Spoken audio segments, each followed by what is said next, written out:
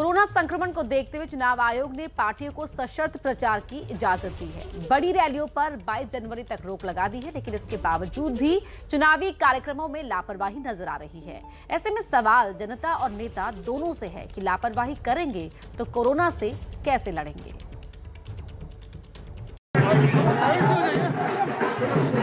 कांग्रेस के स्टार प्रचारक और छत्तीसगढ़ के मुख्यमंत्री भूपेश बघेल नोएडा की गलियों में पार्टी के लिए वोट मांग रहे हैं, लेकिन वोट के खेल में कोरोना का खतरा बढ़ रहा है और वो ऐसे कि इजाजत तो 5 लोगों के साथ प्रचार की है, लेकिन भीड़ की गिनती सैकड़ों और हजारों तक पहुंच जा रही है। तस्वीरें दिल्ली से सटे नोएडा की है, जहां भूपेश बघेल कांग्रेस उम्मीदवार पंखुड़ी पाठक के लिए वोट मांग रहे थे। पंखुड़ी भी भूपेश बघेल के साथ कंधे से कंधा मिलाकर कैंपेन कर रही हैं। लेकिन अब इन तस्वीरों से आचार संहिता के उल्लंघन का मामला दर्ज हुआ है। आरोप है कि प्रचार के दौरान भीड़ जुटाई गई और तस्वीरें इसकी तस्दीक भी कर रही हैं।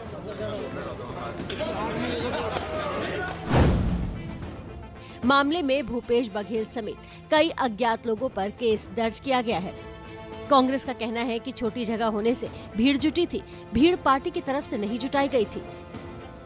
लोग अपने घरों में हैं और उतने में निकलते हैं तो भीड़ लग जाती है। मेरे साथ प्रत्याशी है, जिला कांग्रेस कमेटी के अध्यक्ष है, सुरक्षा है, और 5 लोग बोले तो कम से कम 25-30 लोग तो पत्रकार लोग हैं और उसके साथ कैमरामैन है, तो भीड़ तो वैसी हो रही है।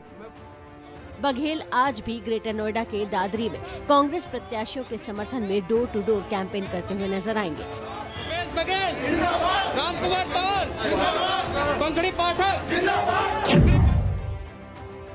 अब जरा इन तस्वीरों पर नजर डालिए। दिल्ली के मुख्यमंत्री और आम आदमी पार्टी के संरक्षक अरविंद केजरीवाल गोवा की गलियों में अपनी पार्टी का प्रचार कर रहे हैं, लेकिन नियमों और कानूनों की दुहाई देने वाले केजरीवाल ही आचार संहिता का उल्लंघन कर रहे हैं। केजरीवाल के कैंपेन में भीड़ ही भीड़ नजर आ रही है। अब जरा इटावा का हाल देखिए। एसपी कार्यालय पर कार्यकर्ताओं की भीड़ और नारेबाजी के साथ बीजेपी नेता मनीष यादव को समाजवादी पार्टी की सदस्यता दिलाई जा रही है। खुशी का मौका है तो आचार संहिता और कोरोना नियमों का जमकर मजाक उड़ाया जा रहा है। ना किसी के चेहरे पर मास्क नजर आया और ना ही सामाजिक दूरी का पालन किया गया। यूपी में चुनावी काउंटडाउन शुरू हो चुका है, लिहाजा शक्ति प्रदर्शन के लिए नेता कोई न कोई तरकीब ढूंढ ही ले रहे हैं। उन्नाव सदर सीट से बीएसपी उम्मीदवार देवेंद्र सिंह ने तो पहले उन्नाव के शुक्लागंज में अपने समर्थकों की पूरी फौज जुटाई और फिर जुलूस निकाला, जनसभा को भी संबोधित किया। भाजपा है तो भरोसा है। इस खेल में सभी पार्टियां शामिल हैं। तस्वीरें हापुड़ की हैं, जहां बीजेपी कार्यकर्ता डोर टू डोर कैंपेन में जुटे हैं, लेकिन कोरोना नियमों का पालन नहीं हो रहा है। बता दें कि नियमों के उल्लंघन में कोई पार्टी पीछे नहीं है। चुनाव के नाम पर भीड़ का खेल सभी पार्टियां खेल रही हैं और खेल सभी राज्यों में हो रहा है। ऐसे में सवाल ये कि जब नेता ही नियमों का ऐसे मजाक बनाएंगे तो जनता नियमों का पालन कैसे करेगी।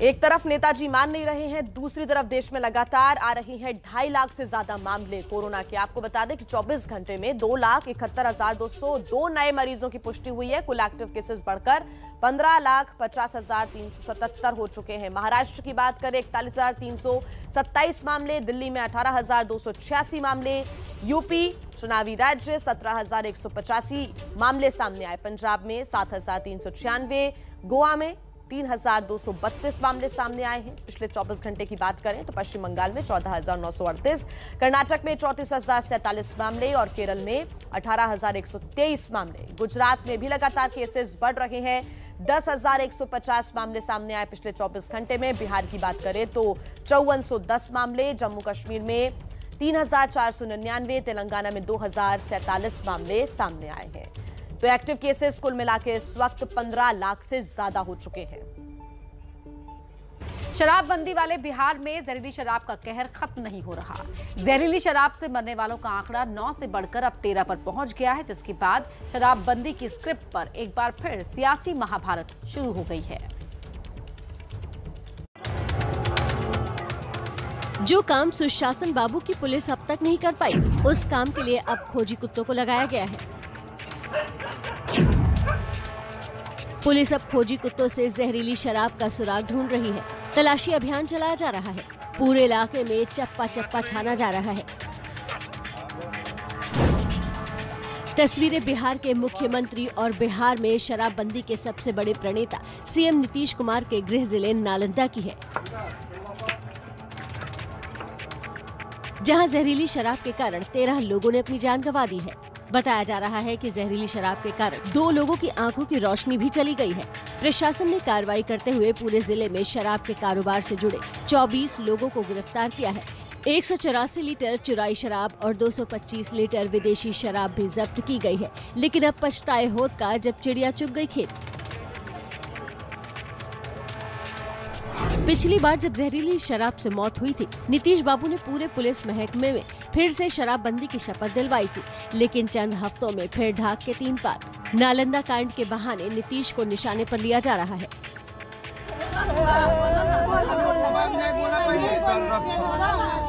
पप्पू यादव तो नालंदा पहुंच गए, पीड़ित परिवारों से मुलाकात की, हाथों से मदद का मरहम लगाया और जुबान से सियासी तीर चलाए। क्या भ्रष्टाचारियों की पैसे, उसकी संपत्ति जब्त होगी? क्या शराब माफिया जेल जाएंगे? क्या उन पर एफआईआर होगा कि पीने वालों को डराया जाएगा? पप्पू यादव का कहना है कि अगर देश में कृषि कानूनों की वापसी हो सकती है तो शराबबंदी के कानून पर पुनर्विचार क्यों नहीं। विरोधी ही नहीं, शराबबंदी पर नीतीश कुमार को एनडीए की सहयोगी पार्टियां भी घेर रही हैं। बिहार बीजेपी के प्रदेश उपाध्यक्ष और प्रवक्ता राजीव रंजन भी नालंदा पहुंचे, पीड़ितों से मुलाकात कर हालात की जानकारी ली। तो वहीं बिहार बीजेपी के प्रदेश अध्यक्ष संजय जायसवाल ने फेसबुक पोस्ट कर सीएम नीतीश को निशाने पर लिया। सीएम नीतीश अपने अफसरों पर कड़ी कार्रवाई करें, क्योंकि बिहार में शराबबंदी पुलिस और माफिया के मेल से ही चल रही है। अगर इसे जड़ से खत्म करना है तो प्रशासन, पुलिस और माफिया की तिकड़ी को समाप्त करना होगा। बीजेपी के इस बयान पर जेडीयू ने पलटवार किया और कहा कि आप सरकार में हैं तो कार्रवाई भी आप ही करेंगे। मांझी भी शराबबंदी के कानून की समीक्षा की लगातार मांग कर रहे हैं।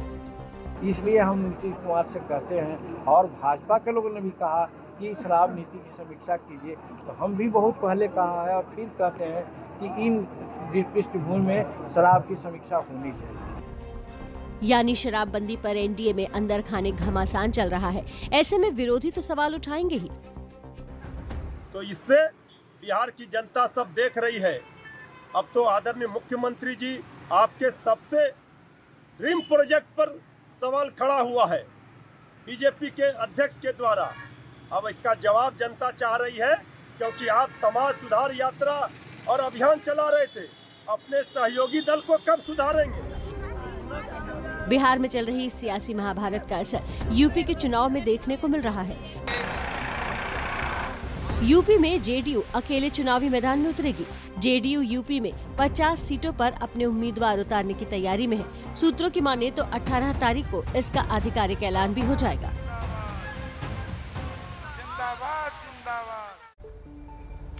जी अपर्णा, देखिए शराबबंदी होते हुए भी बिहार में ये स्थिति है। एक के बाद एक कई जगहों से इस तरह की खबरें आती हैं, लेकिन बड़ा सवाल ये है कि आखिर नीतीश कुमार और उनका प्रशासन कब जागेगा और कब कड़ाई से नियम पालन होंगे ताकि इस तरह की चीजें देखने को ना मिले।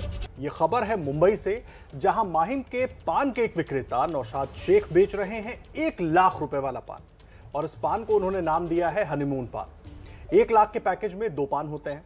पान की पत्तियों पर सोने का काम भी होता है। ताजमहल का नमूना भी इस पान के साथ दिया जाता है।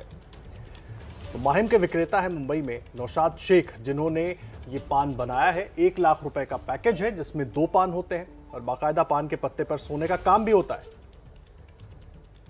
आमतौर पर खाने पीने की चीजें बहुत महंगी आपने सुनी होंगी, लेकिन अपर्णा जी इस तरह के पान के बारे में हमने अभी के पहले तो नहीं सुना था। बिल्कुल, और अपर्णा से हम जब बात भी कर रहे थे तो अपर्णा ने कहा कि उन्हें तो ज्यादा शौक नहीं है पान खाने का, लेकिन जिन्हें शौक है ये पैकेज उनके लिए है। 1 लाख के पैकेज में 2 पान मिलेंगे और शादीशुदा जोड़ों के लिए ये खास पान बनाया गया है। अगर आप हनीमून पर जाने का सोच रहे हैं इस वक्त, तो इस पान के पैकेज का जिक्र भी आप कर सकते हैं। आप इस पान को खा सकते हैं और इसकी विशेषताएं जरूर नौशाद शेख आपको बताते हुए नजर आ जाएंगे। ये बेहद खास पान है जो कि 1 लाख रुपए का है। 2 पान इसमें मिलते हैं अपर्णा।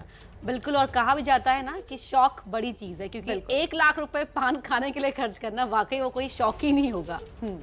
देखिए, अलग अलग तरह के पान, चॉकलेट पान और दूसरे तरीके के पान बहुत सारे हमने सुने हैं, लेकिन ये 1 लाख रुपए वाला पान वाकई में चौंकाने वाला पान है, कम से कम हम सबके लिए। तो देखिए, देश में लगातार कोरोना के 2.5 लाख से ज्यादा मामले सामने आ रहे हैं। 24 घंटे में 2,71,202 नए मरीजों की पुष्टि हुई है। तो चलिए अब देश के अलग अलग राज्यों का क्या हाल है वो भी आपको ग्राफिक्स के जरिए बता देते हैं। महाराष्ट्र में 41,327 कोरोना के मामले पिछले 24 घंटे में आए हैं। दिल्ली में 18,286 मामले आए हैं। उत्तर प्रदेश की बात करें 17,185 मामले, पंजाब में 7,396 मामले, गोवा में 3,232 कोरोना के केस आए हैं। पश्चिम बंगाल में 14,938 केसेस आए हैं। कर्नाटक में 34,047 मामले आए हैं। केरल में 18,123 मामले आए हैं। गुजरात में 10,150 मामले आए हैं। बिहार में 5,410 मामले। वहीं जम्मू कश्मीर की बात करें, वहां 3,499 मामले सामने आए हैं। तेलंगाना में 2,047 मामले, कोरोना के 2,047 केसेस सामने आए हैं। तो 15 लाख से ज्यादा एक्टिव केसेस इस वक्त देश में हो चुके हैं और ऐसे में कोरोना संक्रमण को देखते हुए चुनाव आयोग ने पार्टियों को सशर्त प्रचार की इजाजत दी है। बड़ी रैलियों पर 22 जनवरी तक अब रोक लगा दी गई है, लेकिन इसके बावजूद भी चुनावी कार्यक्रम में लापरवाही नजर आ रही है। ऐसे में सवाल जनता और नेता दोनों से है कि लापरवाही करेंगे तो कोरोना से कैसे लड़ेंगे।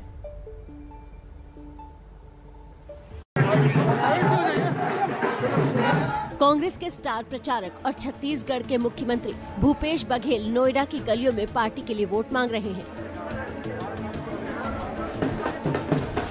लेकिन वोट के खेल में कोरोना का खतरा बढ़ रहा है और वो ऐसे कि इजाजत तो 5 लोगों के साथ प्रचार की है, लेकिन भीड़ की गिनती सैकड़ों और हजारों तक पहुंच जा रही है।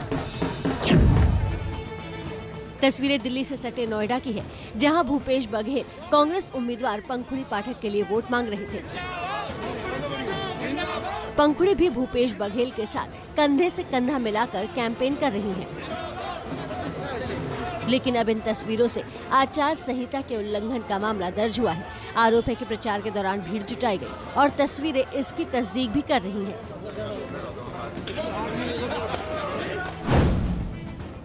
मामले में भूपेश बघेल समेत कई अज्ञात लोगों पर केस दर्ज किया गया है। कांग्रेस का कहना है कि छोटी जगह होने से भीड़ जुटी थी, भीड़ पार्टी की तरफ से नहीं जुटाई गई थी। लोग अपने घरों में हैं और उतने में निकलते हैं तो भीड़ लग जाती है। मेरे साथ प्रत्याशी है, जिला कांग्रेस कमेटी के अध्यक्ष है, सुरक्षा है, और 5 लोग बोले तो कम से कम 25-30 लोग तो पत्रकार लोग हैं और उसके साथ कैमरामैन है, तो भीड़ तो वैसी हो रही है। बघेल आज भी ग्रेटर नोएडा के दादरी में कांग्रेस प्रत्याशियों के समर्थन में डोर टू डोर कैंपेन करते हुए नजर आएंगे।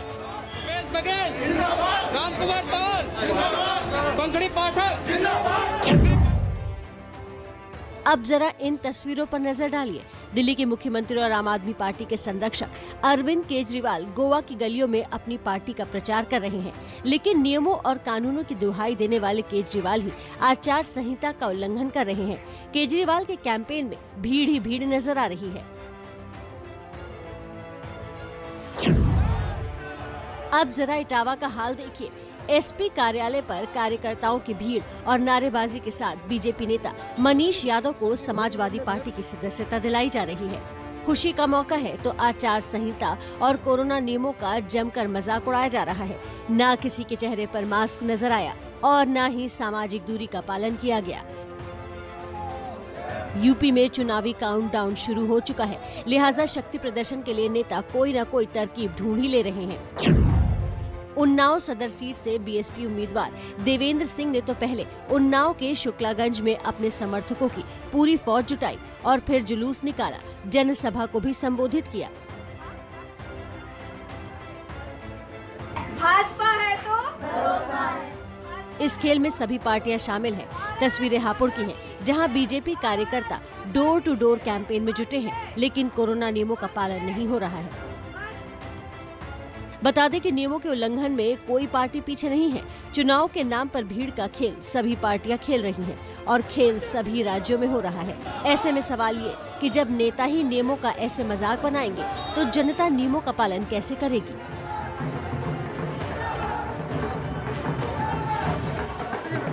क्या है दिल्ली का वेदर अपडेट और कैसी है हवा, बता रहे हैं हमारे सहयोगी मदिहा खान।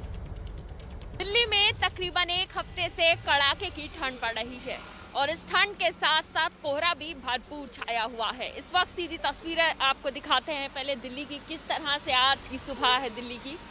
पिछले दिनों देखा गया कि कोहरा बहुत ज़्यादा होता था, लेकिन आज की सुबह लग रहा है कि विजिबिलिटी जो है काफ़ी बेहतर है और कोहरा कुछ हद तक कम है। अक्षरधाम मंदिर के पास हम लोग मौजूद हैं और यहाँ की भी तस्वीर एक बार आपको दिखाते हैं। बीते दिनों देखा गया अक्षरधाम मंदिर जो है किस तरह से सफ़ेद धुंध में, कोहरे में छाया हुआ था, पूरी तरह से ढका हुआ था पूरी तरह से, लेकिन आज देखा जा रहा है कि कुछ हद तक जो विजिबिलिटी है वो बेहतर है और कोहरा भी कुछ कम है। हालांकि अगर तापमान की बात करें तो मौसम जानकारों का कहना है कि जो तापमान है वो 5 से 6 डिग्री के आसपास न्यूनतम तापमान आज रहने वाला है। तो वहीं अगर अधिकतम तापमान की बात करें तो 17 से 20 डिग्री के आसपास ये अधिकतम तापमान रहेगा। अगर बात करें कड़ाके की ठंड पिछले एक हफ्ते से लगातार दिल्ली में पड़ रही है। कोहरा काफ़ी ज़्यादा है जिसकी वजह से बीते दिनों विजिबिलिटी भी काफ़ी कम हो गई थी। और अगर साथ साथ AQI यानी कि एयर क्वालिटी इंडेक्स की बात करें, दिल्ली में प्रदूषण की बात करें तो वो काफ़ी ज़्यादा है। देखा गया पिछले दिनों जब बारिश हुई उसके बाद प्रदूषण का जो स्तर था वो काफ़ी अच्छा हो गया था। महज 80 के आसपास जो प्रदूषण यानी कि AQI स्तर था वो पहुंच गया था, लेकिन आज आप देखिए किस तरह से वापस से 250 से ज़्यादा, 260 से ज़्यादा इस वक्त जो AQI है एयर क्वालिटी इंडेक्स दिल्ली का वो है। तो आप सोचिए कि एक तरफ ठंड, दूसरी तरफ प्रदूषण, दोनों ही तरफ से दिल्ली वाले इस वक्त जो है वो एक मार झेल रहे हैं। ठंड भी काफ़ी ज़्यादा पड़ी है, हालांकि जो प्रदूषण का स्तर है वो लगातार कई महीनों से ऐसे ही जारी है। प्रदूषण में कोई कमी दिल्ली में फिलहाल काफ़ी वक्त से देखी नहीं गई है। कैमरा पर्सन अरविंद कुमार के साथ मध्य ABP न्यूज़ दिल्ली। तो मौसम विशेषज्ञों के अनुसार दिल्ली में आज थोड़ी ठंड से राहत जरूर मिल सकती है, लेकिन प्रदूषण का स्तर अभी भी खतरनाक बना हुआ है। देखिए, उत्तराखंड में एक महीने से नाराज चल रहे हरक सिंह रावत पर बीजेपी की कड़ी कार्रवाई हुई है। सीएम पुष्कर धामी ने कैबिनेट से उन्हें बर्खास्त किया तो पार्टी से भी बाहर का रास्ता दिखाया गया। अनुशासनहीनता के आरोप में की गई है ये कार्रवाई। अपने लोगों को टिकट दिलाने की मांग पर अड़े हुए थे हरक सिंह रावत। पुष्कर धामी मेरे छोटे भाई हैं और मेरे उनसे आज से संबंध नहीं है, पुराने संबंध है। मेरे पिछले 30-35 सालों से पुष्कर धामी जब बच्चा था, उनकी शादी हुई, तभी मैं उनके साथ गया हूँ। तो भाई जैसे सीएम ने हरक सिंह रावत को कैबिनेट से ही बर्खास्त कर दिया और रही सही कसर पार्टी ने पूरी कर दी। 6 साल के लिए प्राथमिक सदस्यता से निष्कासित कर दिया। चुनाव से ऐन पहले उत्तराखंड की राजनीति में बीजेपी ने ये बड़ा फैसला लिया है। हरक सिंह रावत करीब 1 महीने से पार्टी से नाराज चल रहे थे, अपनी मांग मनवाने की जिद कर रहे थे, लेकिन इस बार पार्टी ने उनके सामने झुकने से इनकार कर दिया। पहले हरक सिंह रावत को कैबिनेट से बाहर निकाला गया, फिर अनुशासनहीनता के आरोप 6 साल के लिए पार्टी की प्राथमिक सदस्यता से निष्कासित कर दिया गया। आपको याद होगा कि हरक सिंह रावत 24 दिसंबर को भी नाराजगी जाहिर करते हुए कैबिनेट की मीटिंग बीच में छोड़कर चले गए थे, लेकिन तब पार्टी ने फौरन मान मनोबल की कोशिश शुरू की। अगले ही दिन 25 दिसंबर को हरक सिंह रावत मुख्यमंत्री पुष्कर सिंह धामी के साथ मीटिंग के लिए पहुंचे और 24 घंटे में ही उनका हृदय परिवर्तन होता दिखा। बाहर निकलकर सीएम धामी के लिए मुलायम दिल दिखाया और सारी कड़वाहट दूर होने का दावा किया था। पुष्कर धामी मेरे छोटे भाई हैं और मेरे उनसे आज से संबंध नहीं है, पुराने संबंध है। मेरे पिछले 30-35 सालों से पुष्कर धामी जब बच्चा था, उनकी शादी हुई, तभी मैं उनके साथ गया हूँ। शुरू से पुष्कर भाई मेरा छोटा भाई है, उनसे मेरी कोई नाराजगी नहीं। तब भी ABP न्यूज ने आपको बताया था कि हरक सिंह की नाराजगी की वजहों में सबसे ऊपर है अपनों के लिए टिकट की मांग। 25 दिसंबर को हरक सिंह रावत अपनी बहू के लिए टिकट मांग रहे थे। इस बार वो 1 नहीं 3 टिकट के लिए पार्टी पर दबाव बना रहे थे। खुद के अलावा वो अपनी बहू और अपनी एक समर्थक के लिए भी टिकट मांग रहे थे, लेकिन पार्टी ने इस बार हरक सिंह के सामने झुकने से इनकार कर दिया। हरक सिंह रावत अपनी जिद पर अड़े रहे और पार्टी को मजबूरन उन्हें बाहर का रास्ता दिखाना पड़ा। अब माना जा रहा है कि बीजेपी से बाहर हो चुके हरक सिंह रावत आज ही कांग्रेस पार्टी में शामिल हो सकते हैं, उसी पार्टी में जिसे वो 5 साल पहले चुनाव के वक्त छोड़कर चले गए थे। संवाददाता विकास भदौरिया की रिपोर्ट। उत्तर प्रदेश के चुनावी माहौल में बाबा बबुआ के बाद अब बड़ा भाई छोटा भाई की एंट्री हो चुकी है। अखिलेश यादव और चंद्रशेखर की पार्टी के बीच गठबंधन हो या ना हो, लेकिन दोनों ही नेताओं की ओर से इमोशनल अंदाज देखने को मिल रहा है। चंद्रशेखर ने बिना सशर्त समर्थन का ऐलान किया, बस अखिलेश से बीजेपी के खिलाफ लड़ाई में खुद को छोटा भाई कहने की मांग की। मैंने बड़ा भाई कहा है, आप मेरे बड़े भाई भी हैं। वो कहें प्रेस कॉन्फ्रेंस करके कि चंद्रशेखर मेरे छोटे भाई हैं, मैं उनको एक सीट नहीं दूंगा। अगर हम लोग त्याग कर रहे हैं तो जो लोग भारतीय जनता पार्टी को हटाना चाहते हैं वो भी त्याग करें। यानी अब भी आजाद समाज पार्टी और समाजवादी पार्टी के बीच गठबंधन की गुंजाइश अभी बाकी है। बातचीत की डोर अभी टूटी नहीं है। इन बयानों की बात तो ऐसा ही लगता है, क्योंकि अब बात बड़े भाई और छोटे भाई तक आ पहुंची है। दोनों पार्टियां क्या चुनावी गठबंधन होगा या फिर आगे क्या होगा, इसे लेकर चंद्रशेखर रावत की आजाद समाज पार्टी की आज अहम बैठक है। आगे की रणनीति तैयार होगी। एसपी से चुनावी नाता जोड़ने पर फैसला आएगा। दोपहर 12 बजे चंद्रशेखर रावत प्रेस कॉन्फ्रेंस करेंगे, लेकिन उससे पहले ही उन्होंने बहुत कुछ साफ कर दिया है। एबीपी न्यूज से बातचीत में उन्होंने अखिलेश को बड़ा भाई बताया है। तो मैंने बड़ा भाई कहा है, आप मेरे बड़े भाई भी हैं। बहुजन एकता के लिए अगर त्याग ही करने की बात है तो आप जो है ना पीसी करके कहें कि वो मेरा छोटा भाई है, वो आ जाए, उसकी मुझे ज़रूरत है और बीजेपी को रोकने के लिए, और मैं उसको एक सीट नहीं दूंगा। मुझे तो वो कह रहे थे विधायक बन जाओ, मिनिस्टर बना देंगे, मुझसे तो कह रहे थे, लेकिन मैं समझता हूँ कि एक चंद्रशेखर के मिनिस्टर बनने से, विधायक बनने से काम नहीं चलेगा। तो क्या आजाद समाज पार्टी को सीटों का कोई लालच नहीं है? अगर नहीं तो फिर सवाल है कि मकसद एक होने के बावजूद गठबंधन में पेच कहां फंसा है। अखिलेश यादव ने अब चंद्रशेखर से त्याग करने की अपील की है। अगर हम लोग त्याग कर रहे हैं तो जो लोग भारतीय जनता पार्टी को हटाना चाहते हैं वो भी त्याग करें। जैसे जैसे प्राइवेटाइजेशन होगा वैसे वैसे आरक्षण खत्म हो जाएगा। ये भारतीय जनता पार्टी की सोची समझी रणनीति है। क्या बीजेपी को रोकने के मकसद के लिए चंद्रशेखर रावत बिना कोई सीट मिले गठबंधन करने का त्याग करेंगे? इसका खुलासा आज की बैठक के बाद हो जाएगा। तो देखिए, जहां जहां चुनाव है वहां वहां कुछ ना कुछ सियासी पेच फंसा ही हुआ है। अब बात कर लेते हैं पंजाब की। पंजाब की राजनीति में कांग्रेस की मुश्किल कम होती नहीं दिख रही। पार्टी पहले से ही अपने सीएम और प्रदेश अध्यक्ष के बीच खींचतान से परेशान है, तो अब खुद सीएम के भाई ही कांग्रेस के खिलाफ बगावत का ऐलान कर चुके हैं। कांग्रेस उम्मीदवार के खिलाफ निर्दलीय चुनाव लड़ने की घोषणा उन्होंने की है। पार्टी के साथ जरूर मनमुटाव थोड़ा सा है कि उन्होंने ये गलत किया, क्योंकि जो लोगों की भावनाएं थी उनको देखना चाहिए था। लोग कहते हैं कि इलेक्शन लड़ो, जब लोग कहते हैं, जो लोक राय होती है उसको ऑनर करना चाहिए। पंजाब के सीएम चरणजीत सिंह चन्नी के भाई बगावत की राह पर चल पड़े हैं। सवाल है कि चुनाव से पहले एक चन्नी किस किस से निपटेंगे। पहले ही उनके सामने सिद्धू के साथ सियासी मतभेद को कम करने की चुनौती है, तो अब छोटे भाई की बगावत की शुरुआत। ये कांग्रेस के लिए भी बड़ी चुनौती है, क्योंकि पार्टी एक नहीं कई धड़ों में बटी नजर आ रही है। जबकि चुनाव में 1 महीने से भी कम का वक्त बचा है। पार्टी ने बस्सी पठाना सीट से गुरप्रीत सिंह जीपी को टिकट दिया है, जिसके बाद सीएम चन्नी के छोटे भाई डॉक्टर मनोहर सिंह ने ऐलान कर दिया कि वो बस्सी पठाना सीट से निर्दलीय चुनाव लड़ेंगे। बात तो ये है कि वो उस बंदे को टिकट दे दी है जो गलत दी है, जो लोग कह रहे हैं। मैं तो कह ही रहा हूँ, मुझे लोगों में रहा हूँ।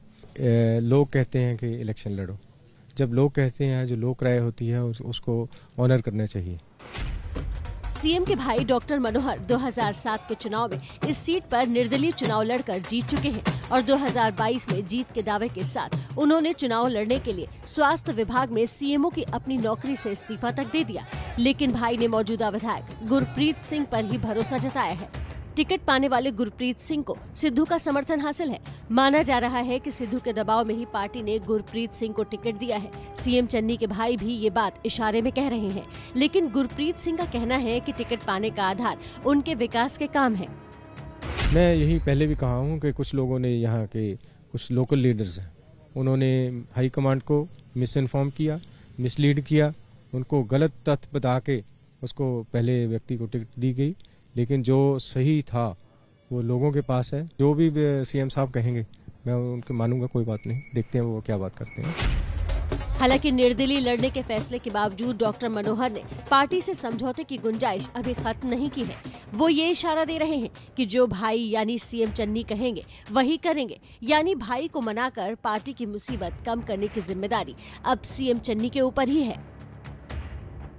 अब एक बड़ा सवाल ये है कि कहने के लिए लोग राजनीति में आते हैं समाज सेवा के लिए, पर टिकट नहीं मिलता तो बेचैनी ऐसी बढ़ जाती है कि समाज सेवा का पूरा करियर ही खतरे में आ जाता है। टिकट बंटवारे का दौर चल रहा है और ऐसे में सियासी पार्टियां एक तरफ जहां बागी नेताओं से परेशान हैं, तो दूसरी तरफ टिकट के ट्रेजेडी किंग्स भी पार्टियों की मुसीबत काफी बढ़ा रहे हैं। 44 लगी हुई है, यहाँ भीड़ न लगाइए, आप लोग हटिए, आप लोग यहाँ से। पुलिस और लोगों की मौजूदगी में सफेद कुर्ते पाजामे में नजर आ रहे शख्स ने खुद पर पेट्रोल से भरी बोतल उड़ेल ली और खुद को आग लगाने की कोशिश करने लगा, लेकिन मुस्तैद पुलिस वालों ने आग लगाने से पहले ही शख्स को पकड़ लिया। घटना लखनऊ स्थित समाजवादी पार्टी के मुख्यालय के बाहर की है, जहां टिकट नहीं मिलने से नाराज इस शख्स ने आत्मदाह करने की कोशिश की। 5 साल से पार्टी के लिए जमीन पे खूब काम किया हमने, या आत्महत्या करूंगा, हर हालत में करूंगा, आप रोक लो, आप थाने में बंद कर दो, आप जेल में बंद कर दो। पुलिस ने शख्स को हिरासत में ले लिया है। बताया जा रहा है कि ये शख्स अलीगढ़ छर्रा सीट से टिकट की मांग कर रहा था। टिकट वाले ट्रेजेडी किंग किसी एक पार्टी में नहीं बल्कि सभी पार्टियों में है। बीजेपी अध्यक्ष जेपी नड्डा के घर के बाहर ही बीजेपी कार्यकर्ता हाथ में बीजेपी का झंडा लेकर नारेबाजी कर रहे हैं।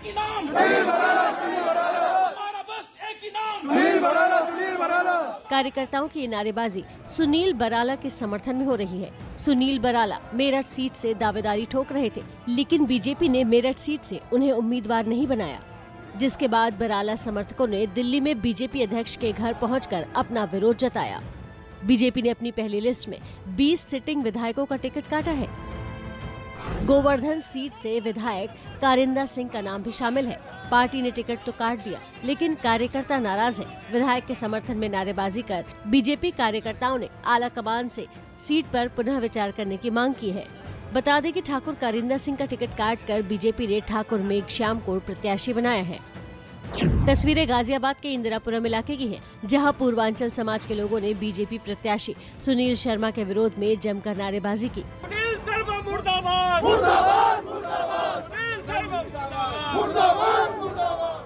इस दौरान प्रदर्शनकारियों ने बीजेपी जिंदाबाद के नारे भी लगाए।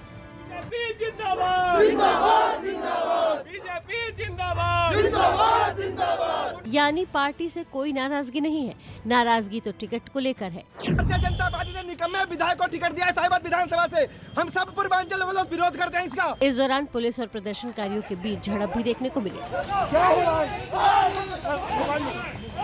झड़प की वजह यह है कि प्रदर्शन से पहले इजाजत नहीं ली गई थी। ऐसे में ये ट्रेजेडी किंग कहीं चुनाव में सियासी पार्टियों का खेल खराब न कर दे।